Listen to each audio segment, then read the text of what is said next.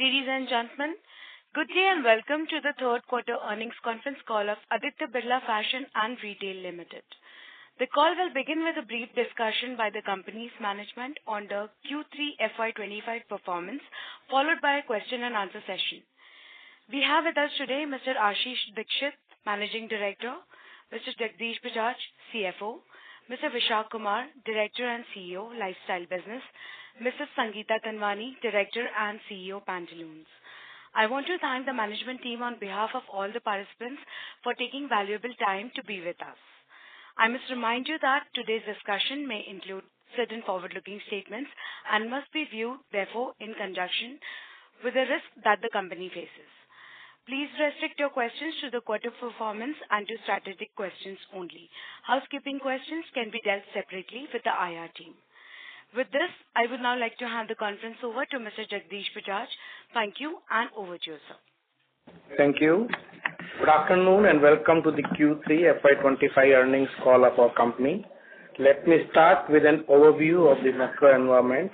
The overall consumption remains subdued this quarter as well, with periods of high to moderate consumption. While the festive and wedding season witnessed robust demand, other periods experienced inconsistent footfalls. In the context of the weak operating environment for the past many quarters, our strategy has been focused on driving better efficiencies in operations, leveraging our existing asset base, and deploying capital strategically.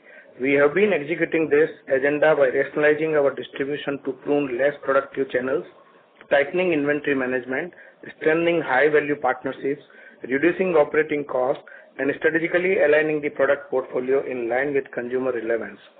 Through these measures, we have consistently delivered profitable growth over past few quarters. This quarter as well, we have delivered EBITDA margin expansion with all our businesses demonstrating improved profitability. Update on key corporate actions. First, the demerger of Western Wear Brands business into a separate entity, that is Aditya Birla Lifestyle Brands Limited or ABFRL, is progressing well and set for completion within the next 2-3 months. The NCLT hearing is scheduled in third week of March 2025. Number 2, the company has successfully secured $490 million equity capital through a mix of QIP and preferential issue. The fundraise within demerged ABFRL will strengthen its balance sheet by making it debt-free and leaving enough cash in the books to take care of the growth needs of its businesses till they become self-sustainable. This fundraise attracted strong participation from leading global and domestic investors, along with our promoters, who paid a significant premium to the prevailing share price, underscoring their confidence in the long-term potential of the business. Coming to the financial performance for this quarter, the company delivered consolidated revenue of INR 4,305 crores, a growth of 3% over same quarter last year. Consolidated EBITDA stood at INR 683 crores, growing 13% YOY in absolute terms, with 15.9% margin as against 14.5% margin in Q3 last year. Our established businesses continue to deliver strong margins, while high-growth segments like ethnic and tomorrow have achieved significant revenue growth coupled with notable margin expansion. Consolidated PAT stood at loss of rupees 42 crore for the quarter against loss of 108 crore in same quarter last year. At YTD level, company recorded a revenue of rupees 11,376 crore, which is growth of 7% YOY. EBITDA stood at rupees 1,499 crore, margin of 13.2% as against 12.5% margin in YTD December last year. As on 31st December 2024, our store network stands at 4,492 stores, spanning across a total retail area of 11.9 million square feet. The total net debt of consolidated ABFRL at the end of January 2025 stood at approximately rupees 1,800 crore after receiving 1,860 crore of QIP money. This will further come down post receipt of preferential issue of rupees 2,379 crores. We expect ABLBL to start the next year with opening debt of rupees 700 crore, whereas demerged ABFRL will have a likely cash balance of approximately 1,300 crores. Let us now discuss business-wide performance. Starting with proposed Aditya Birla Lifestyle Brands Limited, ABLBL posted revenue of rupees 2,151 crore with EBITDA of rupees 355 crores in Q3 FY25 and an EBITDA margin of 16.5%, 90 basis point expansion versus last year. Lifestyle brands, the brands have seen a retail L2L growth of 12% across brands on a network of more than 2,500 stores. This industry-leading L2L growth reflects the strength and quality of franchisee that these brands have with Indian consumers. The total revenue remained flat on account of degrowth in wholesale and e-com channel. Brands posted revenue of rupees 1,817 crore with EBITDA of rupees 357 crore in Q3 FY25 with an EBITDA margin of 19.6%. Over the past few quarters, in context of the market situation, brands have taken the opportunity to strategically optimize their network and channels to enhance overall quality of its distribution. This involved exiting underperforming markets and formats and restructuring business arrangements with wholesale and e-commerce partners to drive profitability. Despite these changes, the brands have consistently driven premiumization, casualization, and elevated in-store experiences, aligning with evolving consumer preferences. This transformation, further fueled by a strong festive and wedding season, reinforced their market leadership. The emerging growth businesses in ABLBL, which include youth western wear, innerwear, athleisure and sportswear segment, posted 5% growth at an overall level, with the segment posting another quarter of EBITDA margin improvement.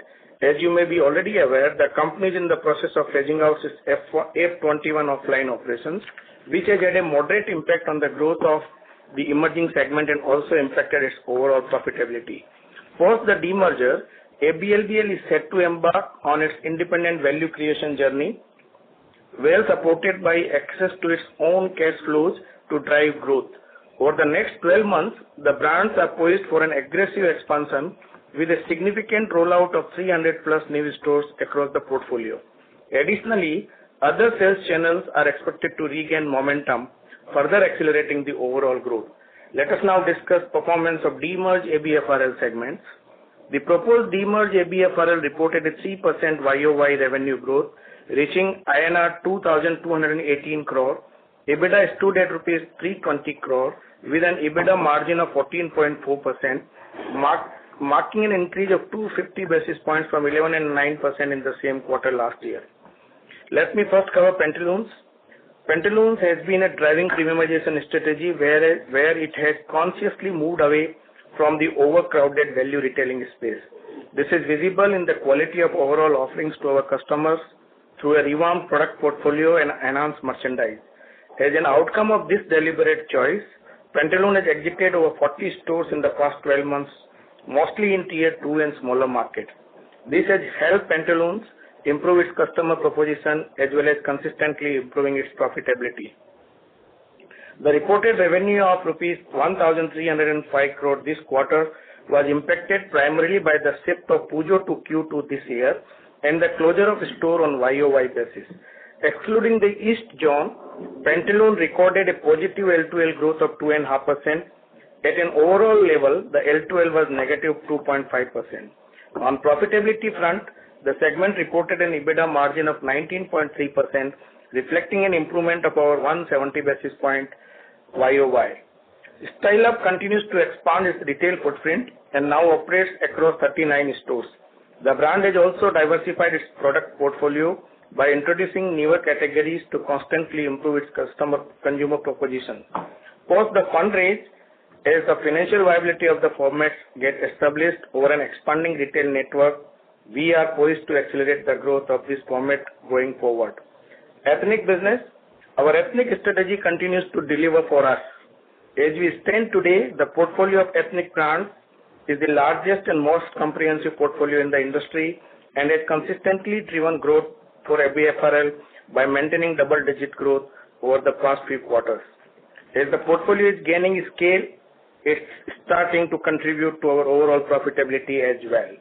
In a quarter that has both the benefits of festive and wedding season, The performance of this portfolio showcased the intrinsic strength of our brands and their relevance for consumers across multiple occasions. The overall portfolio posted a revenue of rupees 588 crore, a growth of 7% YOY. While TCNS is still going through a distribution rationalization to focus on profitable channels, which led to its degrowth for rest of the portfolio, excluding TCNS, the growth has been 39%, highlighting strong momentum across the brands. Profitability for the overall portfolio also improved sharply with EBITDA margins reaching 19.2%, a remarkable 1160 basis point YOY expansion. This was led by improvement in margin across the entire brand portfolio. Portfolio of designer-led brands, which include Sabyasachi, Tarun Tahiliani, House of Masaba, and Shantanu and Nikhil, grew by 41% on YOY basis. This also has the addition of Tarun Tahiliani's couture business, which got added in Q2 of this year as we increased our stake in the company to 51%. Within premium ethnic wear brands, the men's ethnic wear brand Tasva leveraged the festive and wedding season this quarter, with sales growing by more than 50% versus last year. Tasva delivered an 18% L2L growth and strengthened its footprint in key wedding markets. The brand, for the first time, delivered a positive EBITDA this quarter, showcasing intrinsic potential of its business model. Meanwhile, TCNS recorded its second consecutive quarter of positive EBITDA. Despite a revenue decline of over 20% due to ongoing distribution optimization, aimed at establishing profitable distribution. By strategically selecting profitable channels and stores, along with cost control initiatives, the business has successfully been able to streamline operations and drive leverage.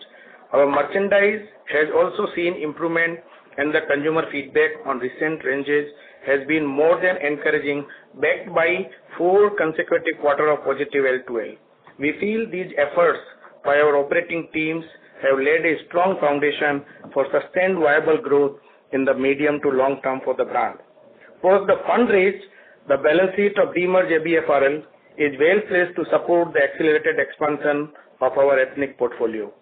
Luxury retail, the collective wear mono brands grew by 13% in Q3 FY25, led by a strong L2L of 10% and robust e-commerce performance. Similarly, our digital brand portfolios under Tomorrow posted a growth of 26% in sales year on year with an improvement in margin. This validates our belief in the longer-term potential of digitally native brands focused on young India. To conclude, despite a challenging consumption environment, especially for discretionary category, our focus on driving productivity, efficiency, profitability, coupled with continuous improvement in products and services, has been able to guide us through this tough environment. One of the key strategic tasks of adequate fundraise has been successfully completed.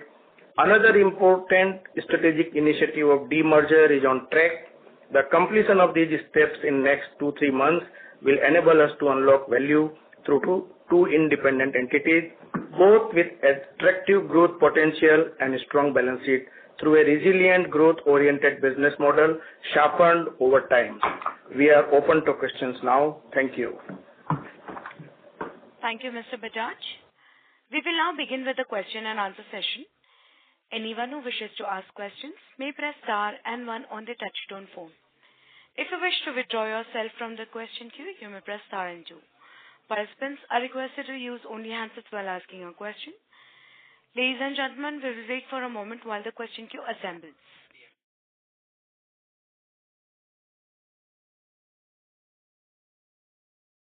The first question is from the line of Tejas Shah from Avendus Spark. Please go ahead. Hi, thanks for the opportunity.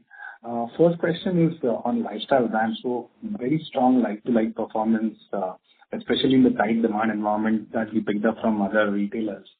So I wanted to know what worked for us, and interestingly, in margin expansion in the presentation, we credited channel mix, tighter control, cost control, and inventory management as key drivers for margin expansion, which are independent of LTL. So how should we think about margins also when, let's say, if we continue this LTL performance, how should we think about margins in coming periods? So those two questions on lifestyle brands. Sure. Hi Tejas, Vishak here. Yeah, I think it was a decent quarter for us from a retail like-for-like point of view, largely driven by a very strong festive and wedding performance. We had prepared for this. We also knew that the calendar was, in that sense, more a Q3 calendar for weddings. So we had prepared for this with the kind of assortments that we had. In fact, frankly, if winter had been stronger this time, we would have had even better growth, but this was a tepid winter this time. Otherwise, we would have had that gain as well. So I think it was just preparing for a strong festive and winter season that enabled us to do this. Of course, your second question is around how do we maintain this kind of margin expansion. I think the biggest drain in our business on margins is the discounting. And as we keep getting better and better at tightening discounting, getting into more and more of channel mix play, etc., which drives for reduced discounting, I think the stronger our business keeps getting. So that pages would be lever number one. Drivers of that full price sell-throughs, drivers of that superior retail experience, all of that is how we would look at keeping that driving quarter on quarter pages. And looking at where we are in this calendar year or where we have started, do you think that this performance will continue for this calendar year as well? Yeah, I think fundamentally, Tejas, all the fundamentals are very strong and in place. You remember that we had a very tough first quarter where the calendar was pretty bad.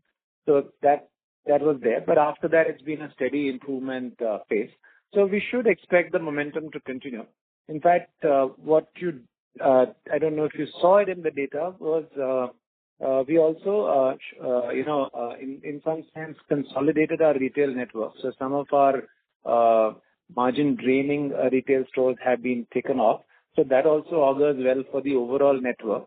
And to that extent, we also cranking up the expansion machinery once again. So that will give us another wave of growth as we go along. So I think, yeah, the quarters ahead fundamentally look strong. Sure, thanks. Second question is pertaining to Pantaloons. So with 40 store closures in last 12 months, is the consolidation phase over?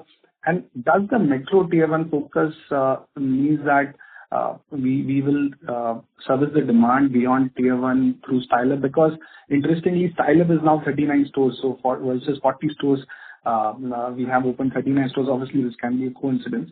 But just wanted to know your thoughts on how to think about both Pantaloons expansion from here on and Style Up's expansion also in tier 2, tier 3. Yeah. Hi, Tejas. This is Sangeeta. So as far as Pantaloons is concerned, like we've talked before, this is our distribution strategy is in line with our overall brand strategy, which is about premiumization. And therefore, of course, every retailer reviews its store and performance from time to time. But for us, more so, this is a bit of a reset to make sure that as a brand, we come together and we come through as a consistent brand across the pop strata. So we've closed, as the commentary has told you, about 40 stores in the last 1 year. We'll have a few more in this quarter. And for next year, of course, we'll review based on performance and the market conditions how things progress.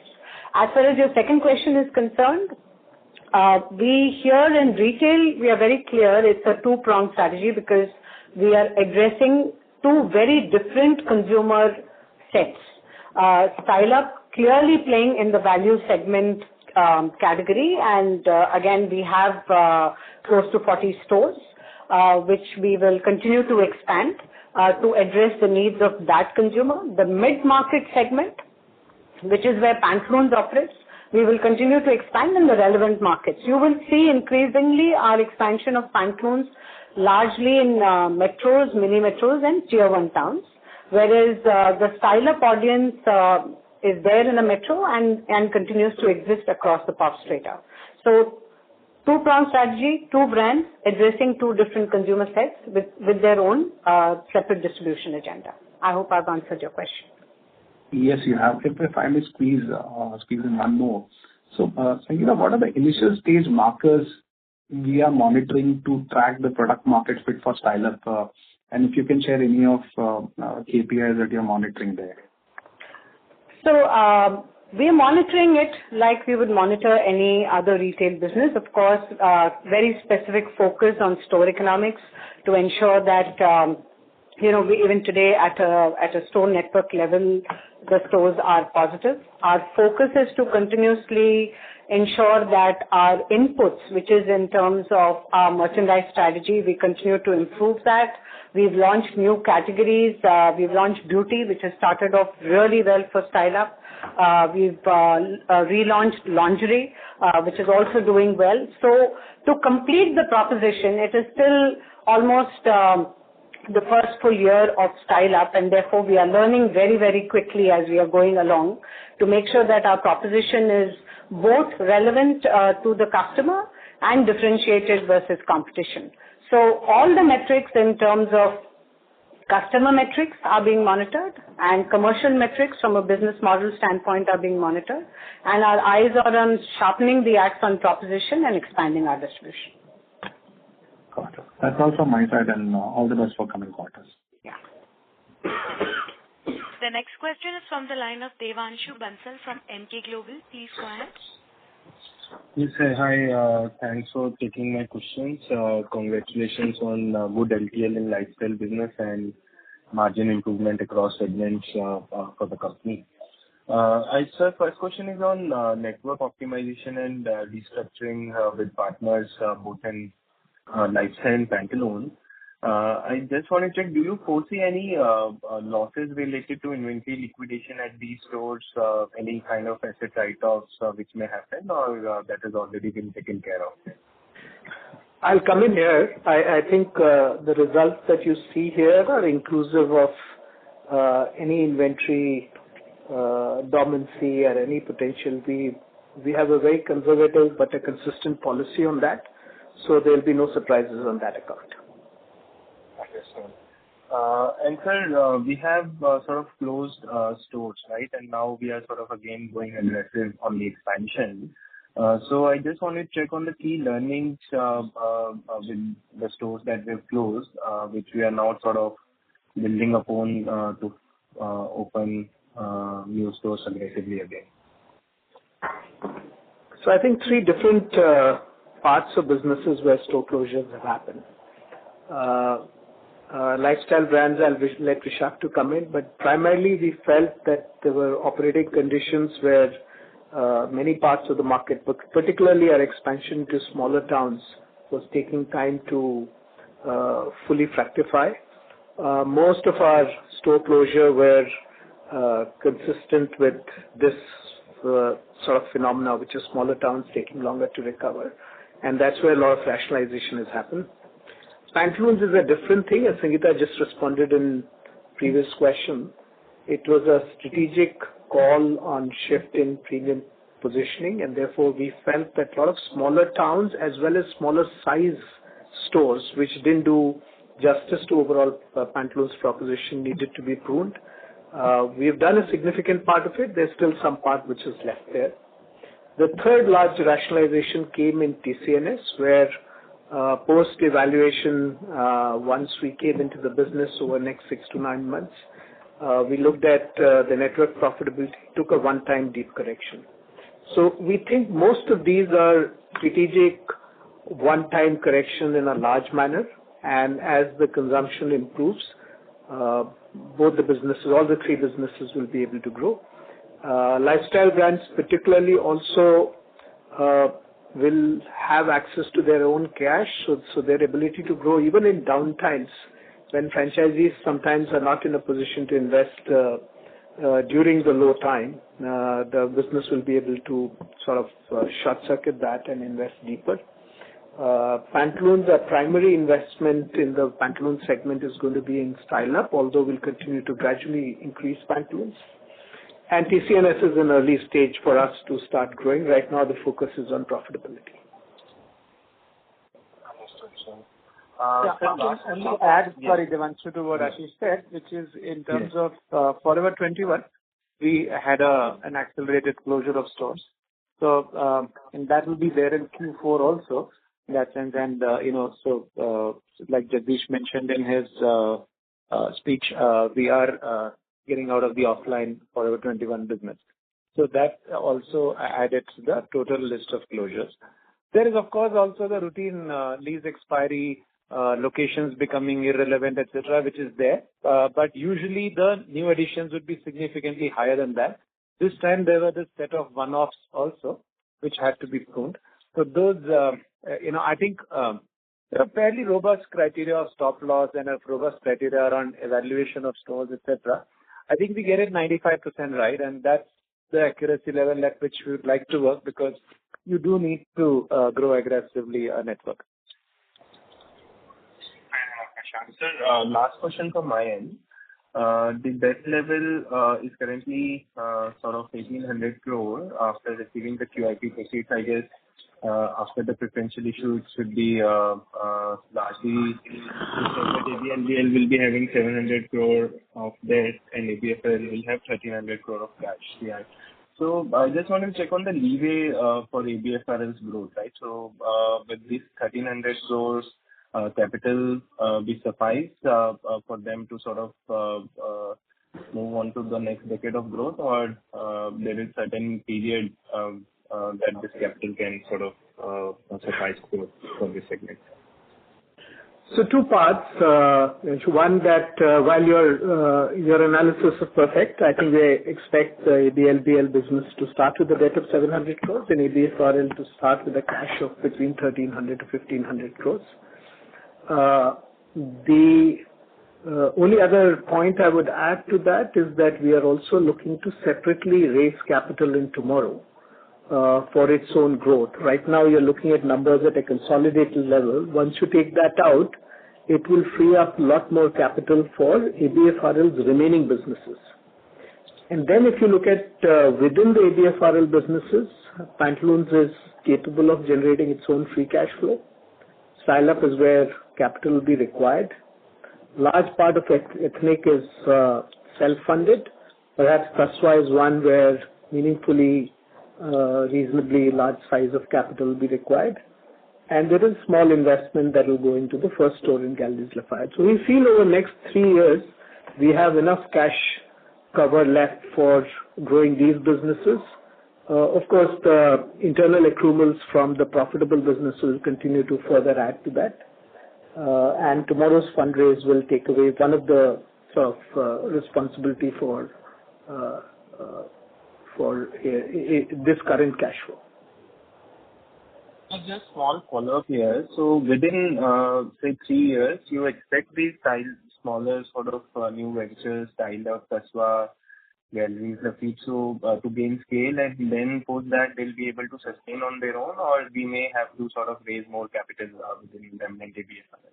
So current analysis, and that's why this level of capital was raised, is that with the capital that we have raised, over the next 3 years, we should be able to accelerate the growth of these new businesses to a point that at the end of that cycle, the company as a whole, which is a demerged ABFRL, will be free cash flow generating company.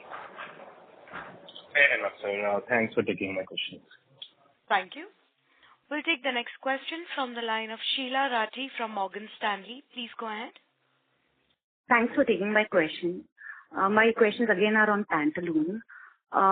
So I hear you saying that, we are going to be focusing more on in the metro cities, tier 1 markets, mini metros, focusing more on the premium category. Just want to understand that today when we look at our current portfolio of Pantaloons, what would be the positioning, or say, a couple of years ago, what was the positioning, and, how much time will it take us to get to the premium level which we are aspiring to get to? Yeah. So hi, Sheila.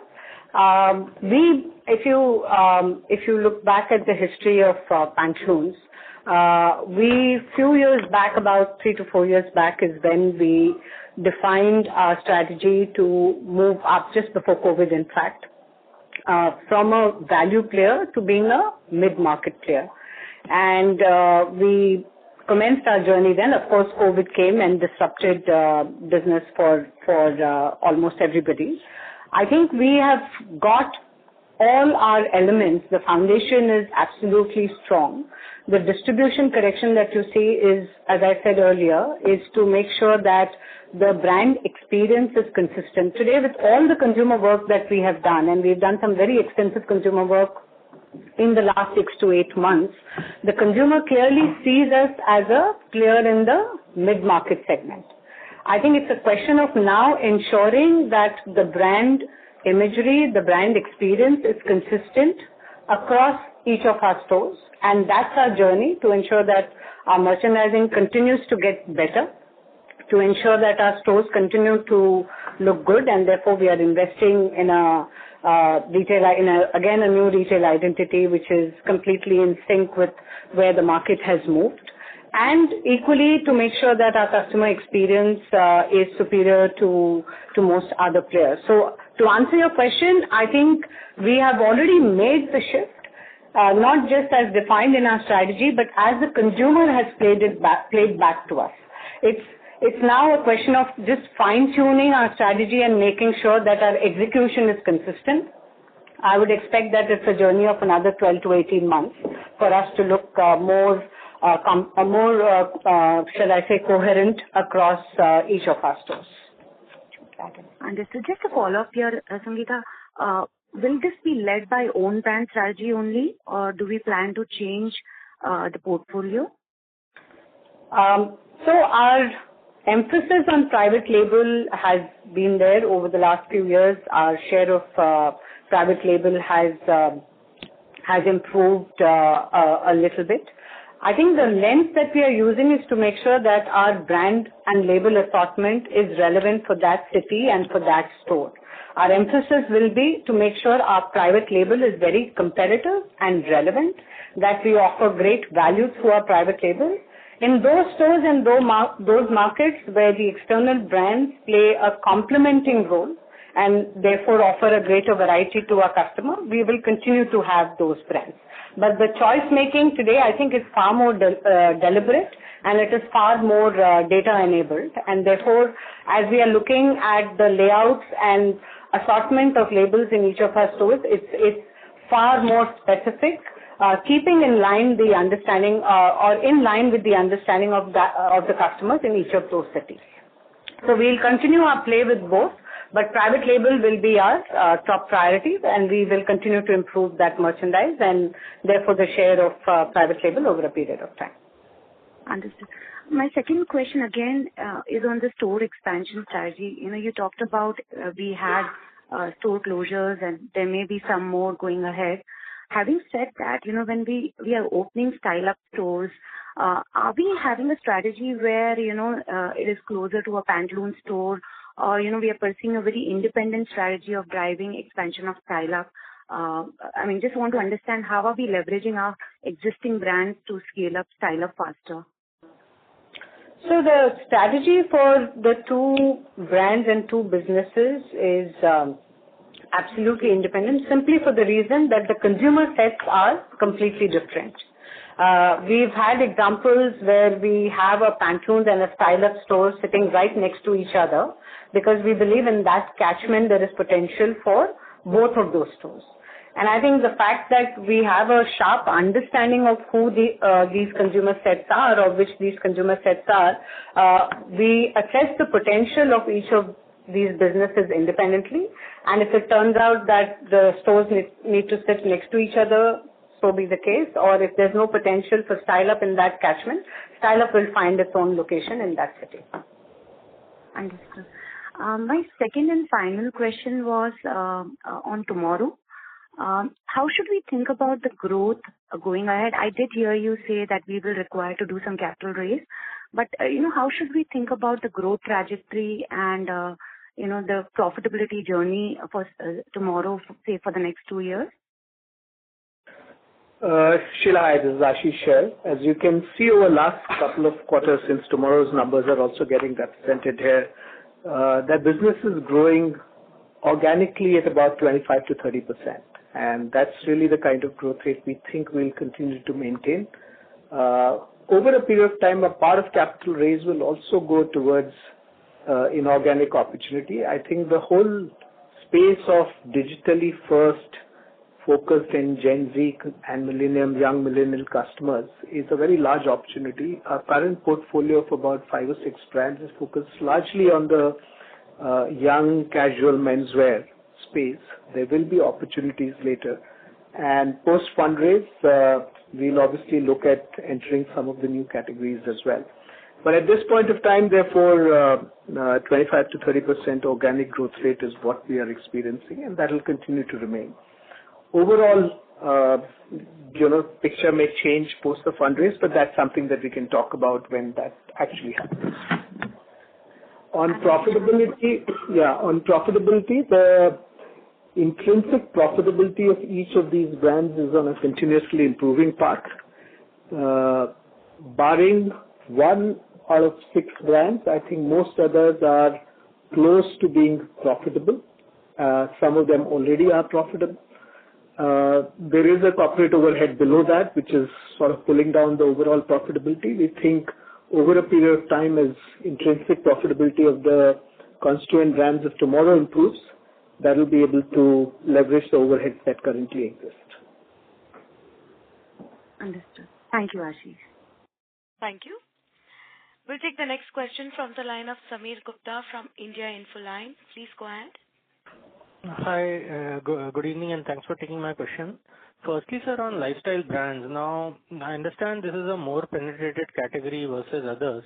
And if I remember a few years back, the growth lever here, which was identified, was expansion into smaller cities with concepts like Peter England Red. Now the focus is back on larger cities. So how should we look at the growth outlook? Is it like calibrated down now to a more mid to high single digit, which is more realistic? Your thoughts on this? Hi, Samir. So, we still have a very robust Peter England Red network. Likewise, we have a network of about, totally altogether in tier 4 towns itself, we would have about 700 odd stores. So it's a very robust network and that grows. It's the reality that the headwinds in those markets have been a little more than the overall conditions in other markets. But those are short-term ups and downs that we have to deal with. In the medium term, these are as important for us as markets, as are the tier 3, tier 2, tier 1 and the metro cities. So in that sense, all I could say is that at this point of time, maybe the number of new stores which will come up in bigger cities might be more. And also we're looking at larger store formats as our merchandise assortment has expanded. But it doesn't mean that the other towns are any less important. Those will also continue to be. Short term, the aggression in growth in smaller towns would be a little muted as compared to what we would do in the bigger cities. So short term, a mid to high single digit growth rate, considering demand comes back in a more consumer friendly environment, that's a realistic assumption? In small towns, you're saying? No, as an overall lifestyle brands.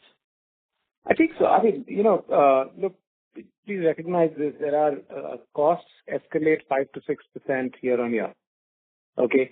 So as a network, you've got to constantly keep growing faster than your costs to be a better and better network. Okay. So that will be a continuous drive to keep improving like for like sales as we do. So so I can only say this, that there might be some ups and downs across quarters, but in general, that's the kind of direction going forward in our business. Got it. Second question is on the net debt. Now, I heard Jagdish also point this out, that 700 crores of net debt in ABLBL from FY26 onwards. Now, I remember last year this number was around 1,000 crores. So, if my understanding correct, that in the whole year, the more cash generating business has only accrued 300 crore, and this is despite low working capital and capex requirements in this set of business? Hi, Sameer. So this is like, we have to monitor the account separately. Firstly, the whatever working capital charge plus working capital consumption plus capital expenditure all needs to be met by the business itself. Therefore, the opening date of 1,000 crore, we are saying that year end will be around 700 crore. So the cash generation of the business has gone into fund the capex and working capital and interest. I'll probably take this offline.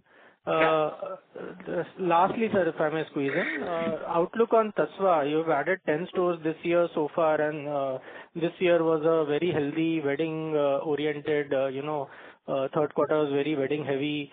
So what is the outlook or plan in terms of store rollout going forward? So, first half of the year was very, very poor, and it was one of the lowest wedding period for Tasva, for the market itself.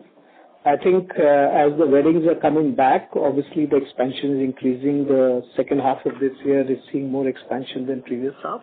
But overall, post fundraise and sending the balance sheet of ABFRL, you will see a far more accelerated expansion in Tasva. I think what was important also was to establish and prove to ourselves a very strong store model, which is now increasingly visible. Invest behind the brand, getting the store economics, supply chain, etc. I think so. The foundation has been done. Post the balance sheet and post this fundraise and a stronger balance sheet, that's why we'll be able to expand much faster. Any number you can share for FY26? I think it would be in the range of 40 to 50 stores from the current level of about, we end this year at about 70 odd stores, and we should be able to probably add closer to 50 stores next year. Got it, sir. This is very helpful. We'll come back in the queue for follow-ups. Thanks. Thank you. Thank you. The next question is from the line of Tanuj from JM Financials. Please go ahead. Thanks for the opportunity, sir. Sir, my first question is on lifestyle. So how are we planning to revive the growth in wholesale and our e-commerce channel?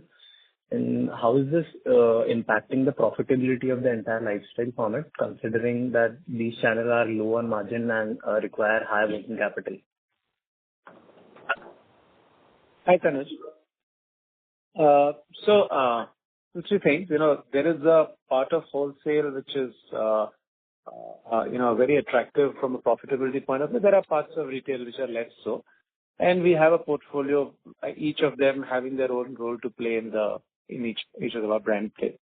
There are some one-offs in the quarter, which we have to recognize. And one of our biggest trading partners in the department store format has been going through, and I said this in the last quarter also, has been going through a strategic shift. And I think it will be probably another quarter or two before they can strongly bounce back. So that is there impacted in our base.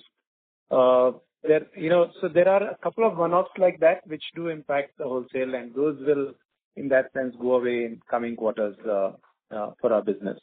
On the e-com side, actually, exactly what you're saying, Tanuj, which is to say, how do we make our e-com more profitable? In the past, there was also a lot of inventory from a liquidation of old season merchandise point of view. So as we made our inventory sharper, we have had less of that. And for hence, the kind of business that we want to grow within e-com is a lesser discount, more profitable growth path. So we're building models towards that. I think that is the way we'll be able to create something which is strengthening brands, addresses the kind of consumers who go to the e-commerce business, and yet also is a more profitable mix for us. So that's the thinking on the wholesale side, Tanuj. Sure, sir. So my second question is on Pantaloons format. What kind of store opening are we targeting in FY25 and 26, next store opening in Pantaloons? And if you can provide the breakup of what will drive growth in Pantaloons between SSG and store opening, how much will be from the SSG side and how much from the new store openings?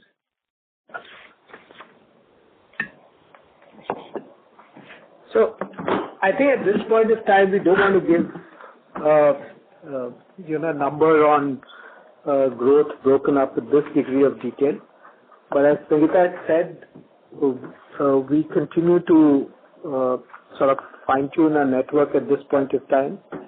I'll let Sangeeta come in and talk about the growth, which is the number of new stores added, but there will be a sort of marginal refinement of the network even in next 6 to 12 months. Yeah. So specifically for this year, I think by the end of the financial year, we would have opened about 13 to 15 stores. We have a few more to go in the next few weeks before the end of the financial year. And just this year alone, we would have shut about 20 odd stores.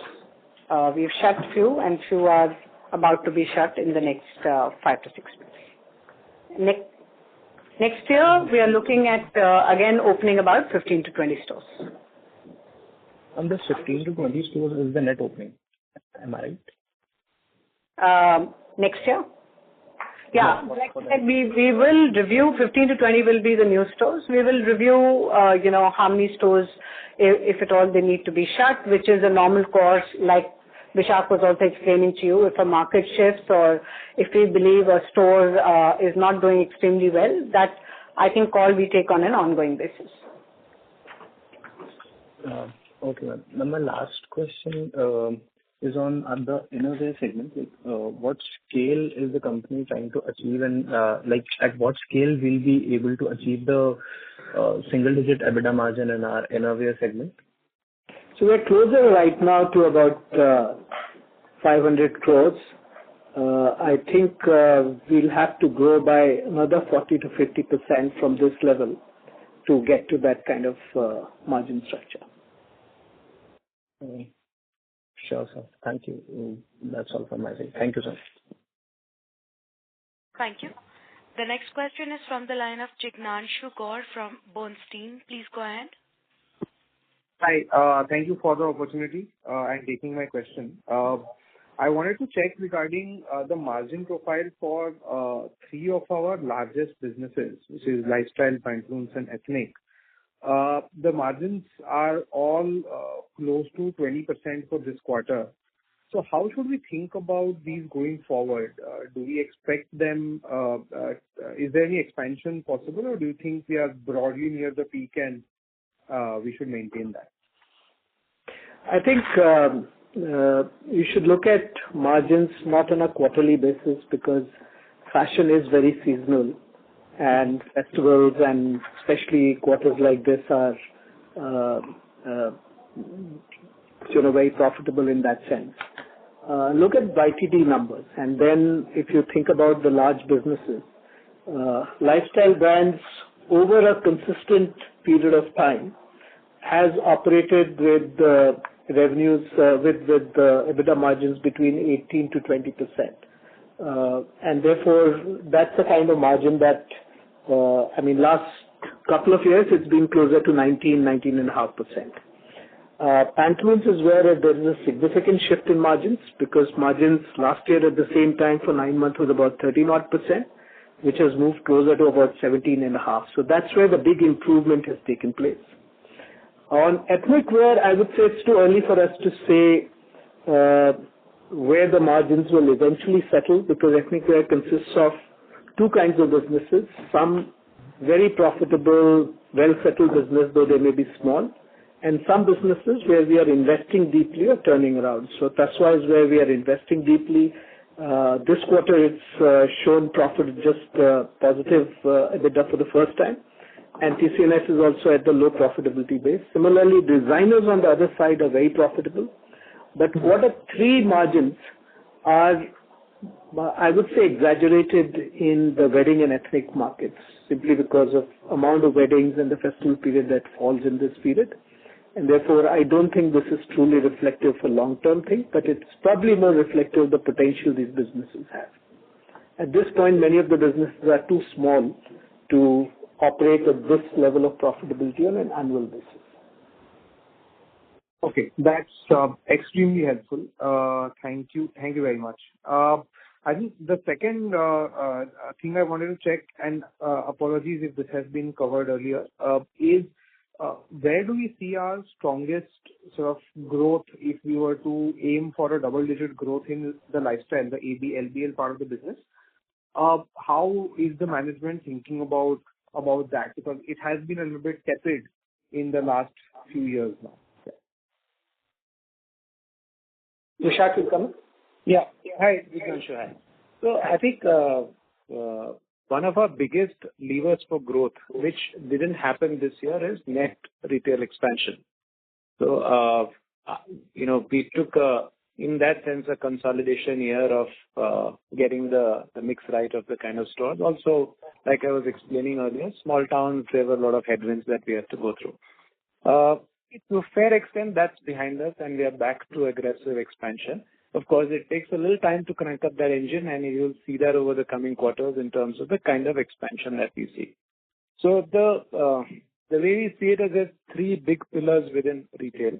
So there is, of course, like-for-like retail, and like I was saying earlier, that will be a continuous journey to constantly keep getting stronger like-for-likes within our business. We have a fairly large network which applies from a like-to-like definition. The second is new spaces in new markets, also new spaces in existing markets. We also have a multiple portfolio of brands. So there are some brands in some places, which also tells us proven spaces for other brands in those markets, etc. And that's the second wave of growth, and we've identified white spaces for that in the kind of network we want to expand. The third is also what we call Project Stretch, which is to say there are markets where our stores do very well, but we don't have stores of the size that we would ideally want. So how do we make, in those same markets, how do we create larger stores for ourselves? Sometimes a higher floor in the same building might be available, but sometimes you might have to relocate to a larger store to be able to do that. So all of these would be Jignanshu drivers towards making for a stronger retail. And already, if you look at our overall retail, it's 2/3 of our business. So when our retail grows very strongly, our overall business has to keep growing stronger. Not to say that the other parts of our business, other channels are any less important. Those we will continue to drive. We have a very strong department store and trade business. We have a strong e-com business. All of those also we will drive. But if you want to know significantly what changes in quarters ahead, it will be a very aggressive retail expansion. So that's helpful. I have a follow-up, but maybe I'll come back in the queue. Thank you. Is there time? Sure. Thank you. Thank you. The next question is from the line of Ashish Kanodia from Citigroup. Please go ahead.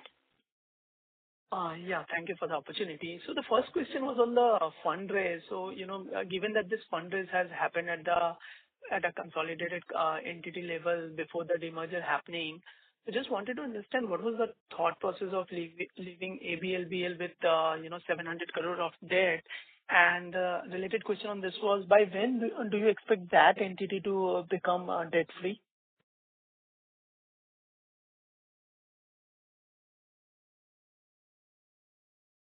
Demerger plan in the fundraiser, at that stage our expectation was demerger will happen faster.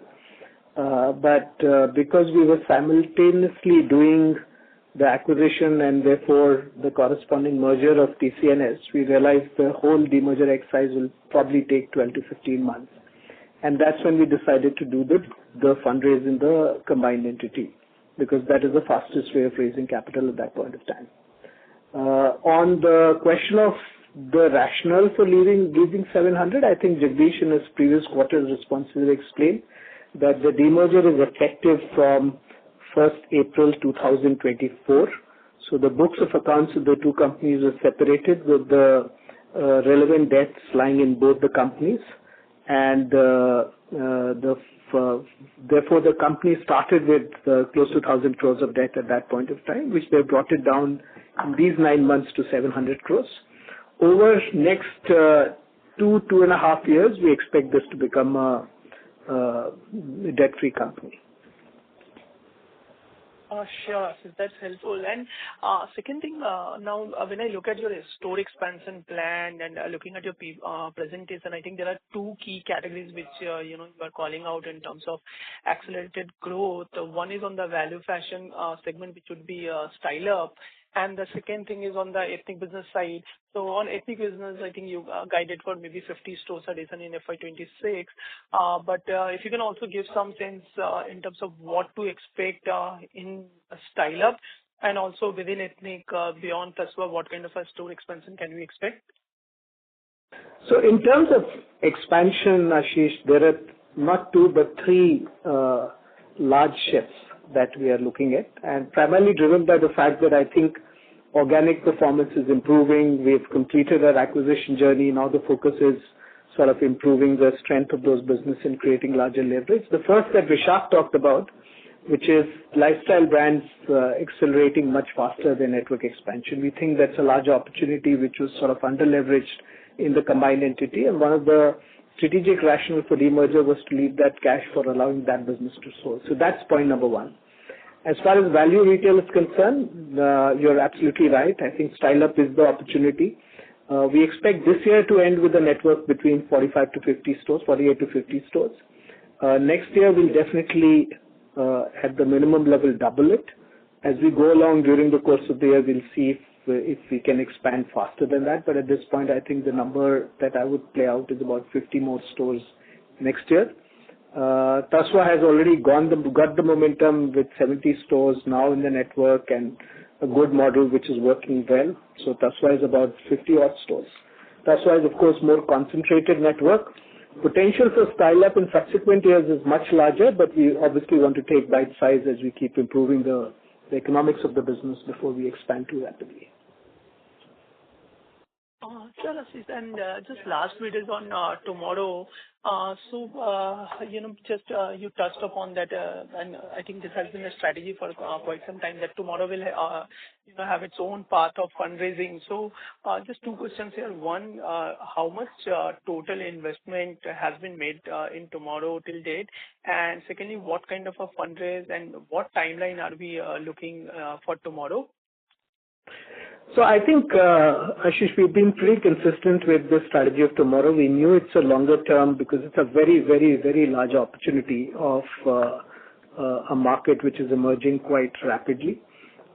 We had initially invested close to $100 million, which is between 750 to 800 crores in equity.